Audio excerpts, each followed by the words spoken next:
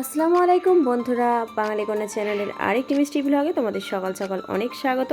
দেখো 7:30 বেজে গেছে আর আমি চলে এসেছি এখন রুমের মধ্যে। আজ সকাল সকাল কিন্তু ছেলেও বেরিয়ে গেছে আর হাজব্যান্ড তো বেরিয়ে যায় 6টার মধ্যে, 6টা 6:30টার মধ্যে। আজ সকাল সকাল ছেলেটাও বেরিয়ে গেছে, কারণ ও ছেলেটা যায় ওর দাদুর সঙ্গে, আর ওর দাদুর একটু কাজ আছে বলে ওই জন্য সকাল সকাল ওকে নিয়ে চলে গেছে।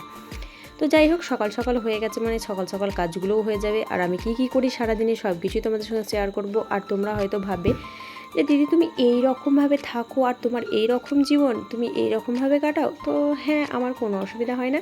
তো আমি কি করি না করি সবই তোমাদের সঙ্গে শেয়ার করবো। তোমরা কন্টিনিউ করতে থাকো, ভিডিওটা দেখতে পাবে আমার সঙ্গে থাকলেই। তো রেগুলারের মতো আমি বালিশগুলোকে এখন সুন্দর করে আমার বিছানা থেকে সাইড করে নিয়ে এসেই চেয়ারের মধ্যে রেখে দিলাম। আর তোমাদেরকে আগেই দেখিয়েছি যে আমাদের বাড়িতে গেস্ট আসার জন্য বাড়িটার রুমটা একটু চেঞ্জ করেছিলাম, মানে এদিক সেদিক করেছিলাম যাতে একটু ভালো লাগছিল, সেই জন্য আমি সেই রকমই রেখে দিয়েছি। এখন এই যে দেখতে পাচ্ছ বক্সের মধ্যে কত জামা কাপড়, এগুলো সব আমার ছেলের।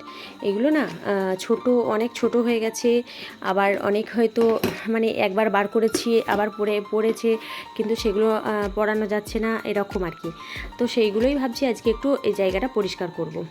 আর এই বক্সটার কালারটা কত সুন্দর জানো, আমার না খুবই প্রিয়। এটা আমার পিসিমণি আমাকে দিয়েছিলেন যখন আমার বেবি হয়েছিল, কারণ তিনি বলেছিলেন যে দেখ এটা না খুবই প্রয়োজনীয় জিনিস, এটা তোর ছেলের মাথার গোড়ায় রাখবি, এখানে কাপড় ছেলের যত কাঁথা থাকবে, কাপড় থাকবে, জামা থাকবে এর মধ্যে রেখে দিবি, দেখবি সময় মতো এক সময় বসে গোছাবি, কোনো অসুবিধা নাই। কিন্তু জামা কাপড় এগুলো বেশি হয় তো বাচ্চা থাকলে, তখন কিন্তু সেই জামা কাপড়গুলো নিয়ে আসার পর যখন এলোমেলো হয়ে ঘরে থাকলে কিন্তু ভীষণ বাজে লাগে দেখতে। তারপর থেকে কিন্তু আমি এটা ইউজ করি। আর আমার ছেলে কিন্তু অতি জামা কাপড় রাখে। এই সমস্ত জামা কাপড়গুলো ছোট হয়ে গেছে আর মানে বাদে পড়ে গেছে অনেকটাই।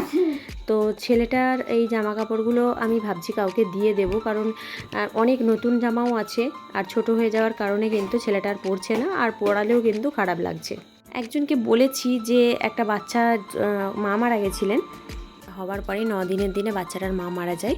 তো তাকে বলে রেখেছি, মানে তাকে খবর দেওয়ার জন্য একজনকে বলেছি, মানে বলেছি বলতে আমার বৌদি, মানে যে আমাদের বাড়িতে মুছতে আসে বৌদিকে বলে দিয়েছি যে খবরটা দিতে, তাহলে যদি এসে জামাগুলো নিয়ে যায়, যদি পরাতে পারে। ওনারা খুব গরিব, হয়তো তোমরা বলবে তুমি নতুন জামা দিতে পারছো না, পুরোনোগুলো দিচ্ছ, কিন্তু এর মধ্যেও নতুন জামা আছে যেগুলো একবারও পরিয়েছি, কোনোটা হয়তো একবারও পরাইনি এরকম।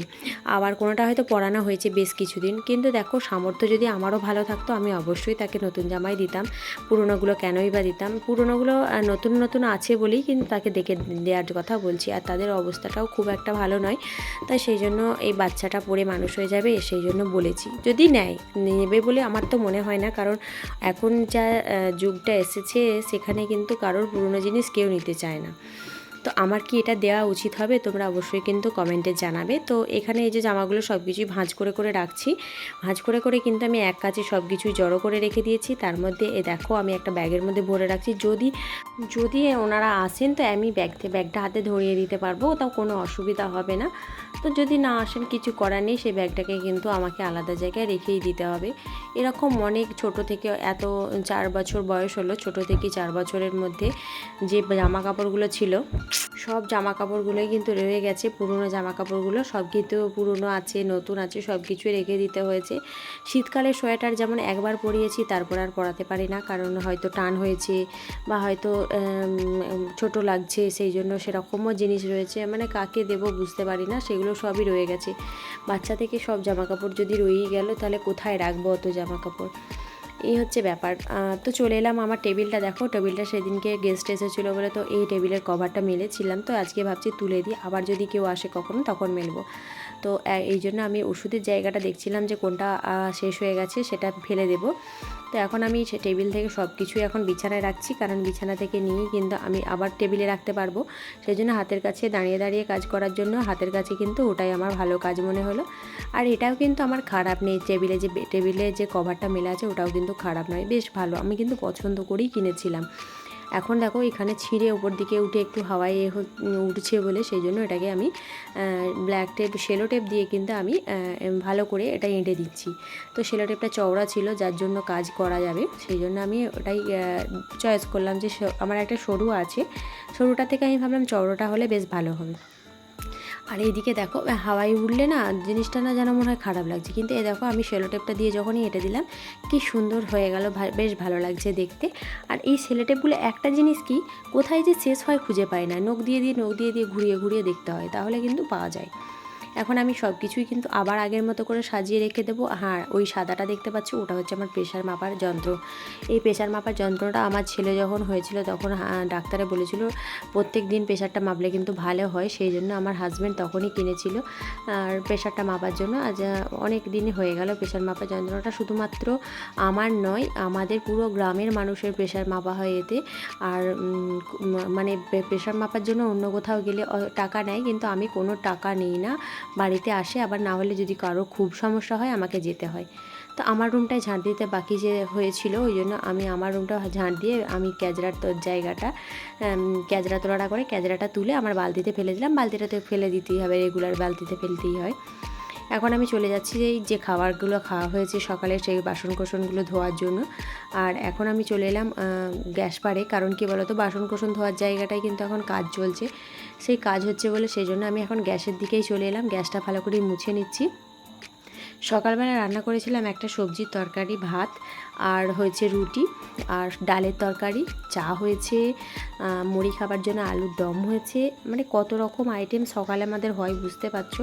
হ্যাঁ, ডিম সেদ্ধ হয়েছে। ডিম সেদ্ধটা কেন, সেটা হচ্ছে হাজব্যান্ডকে করে দিয়েছি ভাত, একটা সবজির তরকারি আর ডিম সেদ্ধ। দেওর নিয়ে গেছে ডালের তরকারি, রুটি, আর মুড়ি খাবার জন্য সকলের মুড়ি খাবার জন্য আলুর দম হয়েছে আর মুড়ি, চা। এই হয়েছে আমাদের সকালের রুটিন। আর সকালের রুটিন কি বলবো ভাই, সকাল থেকে যে কত রকমের যুদ্ধ করতে হয় তোমরা হয়তো না দেখলে বিশ্বাস করবে না। আর সকালবেলা অতটা তাড়াতাড়ি থাকে বলে না আমি না সকালবেলা ভিডিও করতে পারি না, তোমাদেরকে দেখাতে পারি না যে আমার কি যুদ্ধ চলে। তো সেই জন্য যদি কোনো দিন হালকা থাকে অবশ্যই তোমাদেরকে দেখাবো যে আমি কি করি সকালে। তো এখন এখানের কাজ হয়ে গেছে, সেই জন্য আমি এখন চলে এসেছি কলপাড়ে, কলের যে কাজগুলো আছে সেগুলো করে নেব বলে। একটা জিনিস জানো তো, মানে এখানে যে কাজ করতে করতে আমি যে শুধুমাত্র আমি আমাকেই দেখাই আমার ভিডিওতে, আমি আদার্স কাউকে দেখাই না। যদি কেউ এসে যায় তাহলে আমার ভিডিওতে আমি সেটাকে অফ করে দিই। তো অনেকের আবার পিছন থাকলে বা অনেক তাড়াতাড়ি থাকলে সেইগুলো হয়তো চলে আসে, তাছাড়া আমি কাউকে দেখাই না। অনেকে হয়তো বিভিন্ন রকম প্রবলেম বলবে, আমাকে কেন দেখিয়েছো, ও বলে আমাকে কেন দেখিয়েছো। আরে ভাই, আমি কাউকে দেখাতে চাই না, আমি আমার কাজটা করি, সেখানে একটু একটু চলে এসে আমি কেটে দিই, কোনো অসুবিধা নেই। কিন্তু যদি খুব মানে আমার প্রয়োজনীয় যেটা থাকবে তার মধ্যে এসে গেলে হয়তো আমি সেটাকে অস্পষ্ট করে দিই, বা হয়তো সে জায়গাটা ঢেকে দিই। বা তোমরা এটা বলতে পারো পিছনের যদি ছোট ছোট থাকে বা পিছন দিকটা থাকে সেইগুলো দেখে। তাছাড়া আমি কারোর চাই না যে কেউ আমার জন্য কারোর দেখানো যাক, সেটা আমি কখনোই চাই না। দেখো আমার এখানে কলপাড়ে কত কাজ আছে, মানে এই বাসনকোসনগুলো রেগুলারের মতো আমাকে ধুতে হচ্ছে। আর কি বলো তো, একটা জিনিস জানো তো, আমি না এইটা থেকেও কিন্তু সংসারের খরচা বাঁচাই। তোমরা হয়তো ভাববে যে তুমি শুধু খরচাই বাঁচাও। হ্যাঁ, খরচা বাঁচাই। এই যে দেখতে পেলে যে সাবানটা, ওটা আমার না এই মাসটা পুরো কভার হয়ে যাচ্ছে সাবানটা। তার সঙ্গে কেন আমি সাবানটা কভার করতে পারছি, তার সঙ্গে ছাই ইউজ করি বলে, সেই জন্য আমি সাবানটা কভার করতে পারছি। আর এখানে দেখতে পাচ্ছ এই যে বয়স্ক একটা মানুষ আমার সঙ্গে কথা বলছেন, এটি হচ্ছেন আমার ঠাকুমা শাশুড়ি। উনি আমার সঙ্গে কথা বলছেন যে রোদটা আছে, রোদেতে তুমি যে কাঠগুলো কালকে রান্না করবে সেগুলোতে চাড়িয়ে দাও। হ্যাঁ, ওর ব্যবস্থাটাই করছি। যেহেতু রোদটা বেরিয়েছে আর সে রোদটায় আমি না ওইটা মেলে দিলাম যে ওখানে কাঠ দেবে বলে, কারণ একটু গরম হয়ে গেলে তবেই কাঠটা দেবো। আর তার ফাঁকে আমি এখানে চলে এলাম, আমার যে জামা কাপড়গুলো আছে অনেকটা বেরিয়েছে, সেইগুলোকে কিন্তু একসঙ্গে ভালো করে ভিজিয়ে তাড়াতাড়ি কেচে নেব। আর কিন্তু খুব ময়লা ছিল না, যেহেতু জামা কাপড়গুলো না মানে ধোয়া জিনিস অনেক দিন ধরে রয়ে যাচ্ছে, সেই জন্য আমি আবার নতুন করে ধুয়ে সেটাকে ব্যবহার করছি। সেই জন্য আমি এটাকে অল্প করে কাজ করে তবেই কিন্তু ইউজ করব। তার মধ্যে হাজব্যান্ডের জামা প্যান্ট আছে, যে আমার যে টেবিল ঢাকাটা দেখলে টেবিলের যে কভারটা, সেই টেবিল কভারটা রয়েছে, প্লাস ওই যে বাচ্চার জামাগুলোর মধ্যে যেগুলো বাচ্চাকে পরানো যাবে এইগুলোই হচ্ছে আমার আজকের ধোয়াধুয়ির জন্য বিশেষ যে জিনিসগুলো। তো আমি আজকে অল্প কিন্তু কাজ করব, আর বেশি করে আমি ব্রাশটা ইউজ করব। কেন বলো তো, আমি বেশি জোরে জোরে থুপে বা হাতে করে লগড়িয়ে সেগুলো করতে পারি না, আমার ব্রাশে তাড়াতাড়ি হয়, সেই জন্য আমি ব্রাশটাই ইউজ করি। আর আমার ডিটারজেন্ট যেটা ইউজ করি সেটা তো খুবই ভালো ডিটারজেন্ট, তাড়াতাড়ি হয়েও যায়। এখন আমার সব হয়ে গেছে কাচাকাচি, সেইগুলোকে নিয়ে আমি এখন চলে যাচ্ছি ছাদে। ছাদে চলে এসেছি আর ছাদে সেগুলোকে রোদে সুন্দর করে মেলে দেবো। আর ছাদটা না রোদও যেমন আছে, হাওয়াও দিচ্ছে সুন্দর, কি মিষ্টি লাগছে গো। চারিদিকে বৃষ্টিও হয়েছিল, আর বৃষ্টিতে সত্যি কথা বলা বলি কি আমাদের এদিকে বৃষ্টি হয়েছে বলে আমাদের এদিকে ভালো, মানে গ্রামের মানুষদের যেখানে ধান টান চাষ হয়েছে, বিভিন্ন রকম সবজি চাষ হয়েছে, তাদেরকে ভালো, তাদের জন্য।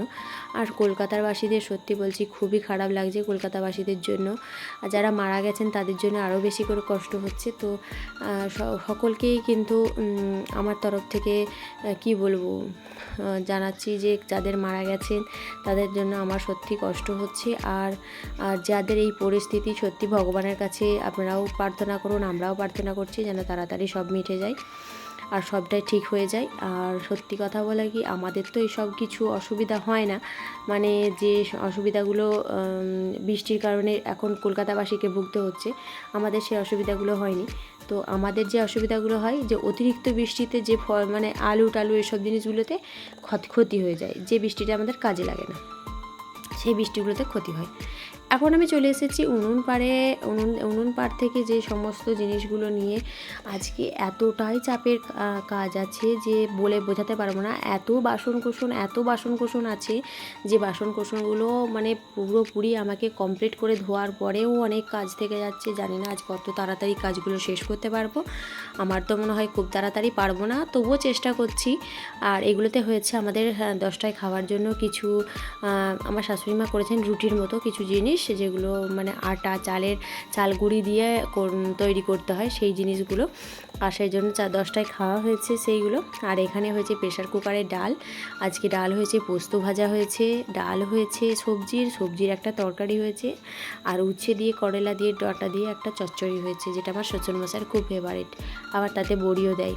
তো আমাদের এইভাবেই কিন্তু কেটে যায়, যে রোজকার ডিম মাছ মাংস খেতে হবে সেটা কোনো ব্যাপার নয়। তবে বাইরে যারা যায় তাদেরকে চেষ্টা করি হয়তো একটা ডিম দিতে বা একটা মাছ ভেজে দিতে, তারা বাইরে 5 জনের সঙ্গে খাবে, আমরা যাই খাই না কেন ঘরের মধ্যে সেটা কেউ দেখতে আসবে না, বাইরের মানুষগুলো তো অবশ্যই ভাববে যে এরা কী দিয়ে খায়, সেই জন্য একটু চেষ্টা করি।